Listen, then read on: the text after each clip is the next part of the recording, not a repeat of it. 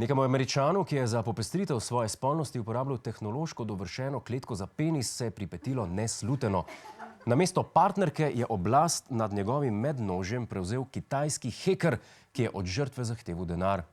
Po tehtnem premisleku je moški le nehal uporabljati napravo, pa čeprav naj bi bil plačan znesek manjši, kot ga mesečno zahteva njegova partnerka. Zdaj pa v rubriko Planet 18+ smo tokrat uvrstili prispevek, ki načeloma ne spada sem. Ampak smo se vseeno odločili, da ga noter vtaknemo.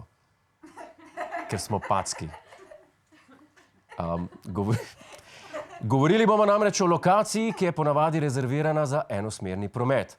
Po novem pa je tam dovoljen tudi dvosmerni, če veste, kaj mislim. Govorim seveda o predoru Golovec. V času obnove bo promet urejen dvosmerno skozi zahodno cev po sistemu 2+1, ki bo prilagojen času prometnih konic. To pomeni 2 odprta pasova v smeri povečanega prometa in en delujoč prometni pas v nasprotni smeri. Ja, prav ste slišali. Ugotovili so, da lahko zgornja cev sprejme vase kar 2 naenkrat. Najbolj jih seveda skrbi, kako bo cev prenesla prometne konice. Ampak vsi vemo, da ko enkrat zalaufa, gre not več kot samo konica. Absolutno prepovedano pa bo po novem vstopanje v spodnjo cev. Te namreč še niso očistili in bi prišel ven čist preveč usran.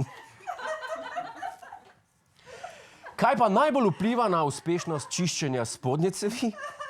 Ali bodo dela uspela, bo odvisno seveda tudi od vremenskih pogojev in od tega, ali bo prišlo do kakšnih neljubih presenečenj. Tako je, eden od glavnih faktorjev pri takemu pravilu so vremenski pogoji.